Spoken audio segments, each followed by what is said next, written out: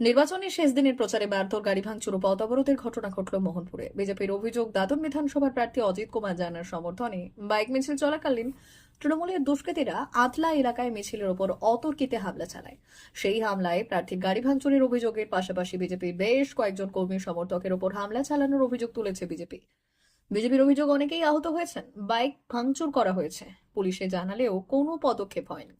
ঘটনাকে ঘিরে ব্যাপক উত্তেজনা ছড়ায়। সময় মতো পুলিশের পদক্ষেপের বিরুদ্ধেও অভিযোগ তুলেছে বিজেপির আরও অভিযোগ, ঘটনার সময় থেকে অনেক কর্মীকে খুঁজে পাওয়া যাচ্ছে। প্রার্থী সহ আহতদের মোহনপুরের বাগদা হাসপাতালে ভর্তি করা হয়েছে। আহতদের মধ্যে কয়েকজনকে এগরা সুপার স্পেশালিটি ও ওড়িশার হাসপাতালে স্থানান্তরিত করা হয়েছে। মোহনপুরের আতলার ঘটনাকে কেন্দ্র করে দুপুর থেকেই দফায় দফায় উত্তেজনা ছড়ায় থানা চত্বরে। অভিযুক্তদের গ্রেপ্তারের দাবিতে সরব আন্দোলনকারীরা, যার জেরে পরিস্থিতি অগ্নিগর্ভ হয়ে ওঠে। এই সংঘর্ষের আবহে প্রায় 25 থেকে 30টি গাড়ি ভাঙচুর করা হয়েছে এবং 2টি বাইকে আগুন লাগিয়ে দেওয়ার মতো ঘটনা ঘটেছে। দুই পক্ষের এই ব্যাপক সংঘর্ষে সব মিলিয়ে 54 জন আহত হয়েছেন, যাদের মধ্যে 2 জনের শারীরিক অবস্থা অত্যন্ত আশঙ্কাজনক বলে জানা গিয়েছে। সন্ধ্যায় পরিস্থিতি খতিয়ে দেখতে মোহনপুর থানায় পৌঁছলেন জেলা পুলিশ সুপার পাপিয়া সুলতানা। ঘটনার পর হাসপাতাল থেকে প্রাথমিক চিকিৎসার শেষে বিজেপি প্রার্থী থানাতেই অবস্থান করছিলেন। ফলে থানার বাইরে তার অনুগামী ও দলীয় কর্মীদের ভিড় বাড়তে থাকে। পুলিশ জানিয়েছে, মারধর ও বিশৃঙ্খলা সৃষ্টির অভিযোগে এখনো পর্যন্ত 16 জনকে আটক করা হয়েছে। জেলা পুলিশ সুপারের মতে, ওই এলাকায় প্রচারের কোনো অনুমতি ছিল না। তবে অপ্রীতিকর ঘটনা ঘটার পর পুলিশ দ্রুত ব্যবস্থা নিয়েছে এবং অভিযুক্তদের ধরতে তল্লাশি অভিযান জারি রাখা হয়েছে। আপাতত এলাকা শান্তিপূর্ণ রাখা এবং আসন্ন ভোট যাতে নির্বিঘ্নে সম্পন্ন হয়, সেই লক্ষ্যে কাজ করেছে জেলা প্রশাসন। আমরা ভারতীয় জনতা পার্টি থেকে আমরা প্রার্থীকে সঙ্গে নিয়ে র্যালি করে আসছিলাম। হঠাৎ আতলা পেরিয়ে আসার মুহূর্তেই হঠাৎ কিছু দুষ্কৃতী আক্রমণ করে এবং তাতে আমাদের প্রায় 30 জন মতন আক্রান্ত। এর মধ্যে বেশ কয়েকজন এবং আশঙ্কাজনক অবস্থায় আছে। তাদেরকে অন্য এই বাগদা প্রাথমিক হসপিটাল স্বাস্থ্যকেন্দ্র থেকে অন্য জায়গায় ট্রান্সফার করা হয়েছে। এমনকি আমাদের প্রার্থী পর্যন্ত আহত এবং তিনি এখন আপাতত জ্ঞানহীন অবস্থায় শুয়ে আছে। হঠাৎ করেই কি মারধর করা হয়? হ্যাঁ, হঠাৎ অতর্কিতে। কারা মারধর করলো?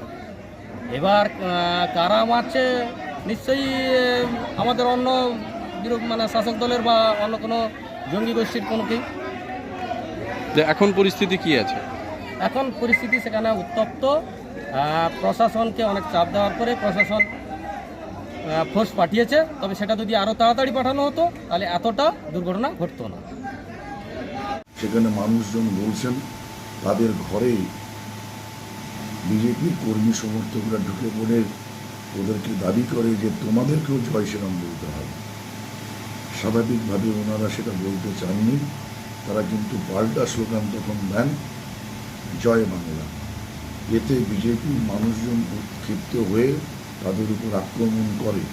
আমার কাছে এখন পর্যন্ত যা খবর এসছে, প্রায় 15 থেকে 20 জন মানুষ বিজেপির অত্যাচার আকস্মিক আঘাতে কার মাথা ফেটেছে, কার পা ইঞ্জুরি হয়েছে, গায়ে ইঞ্জুরি হয়েছে।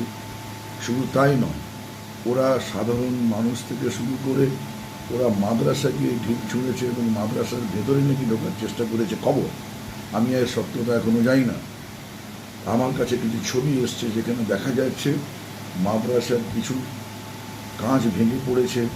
সেই ছবি আমি আপনাদের দিয়ে দিচ্ছি। আমি তো ঘটনাস্থলে এখনো ছিলাম না। পূর্ণাঙ্গ জানলে হয়তো বাইকটা দেওয়া সম্ভব হতো। তবে বিরোধী দলের বিজেপি প্রার্থী, আমি ওনাকে অনুরোধ করব যে প্রচার প্রায় শেষ পর্যায়ে। এতদিন তো আপনি নিশ্চিন্তে সব জায়গায় প্রচার করলেন, কোনো রকমের প্রতিকূল পরিস্থিতির সম্মুখীন আপনাকে হতে হয়নি। আজকে 11th আওয়ারে 4টায় শেষ প্রচার, এগুলো কি নাটক নয়? দাঁতন বিধানসভার সমস্ত ভোটারকে আমি আবেদন করব, এই নাটকটা বুঝুন। ক্যান্ডিডেট হয়ে উনি 11th আওয়ারে ইলেকশন কমিশন অফ ইন্ডিয়ার আইন ভঙ্গ করে নাটক করছেন।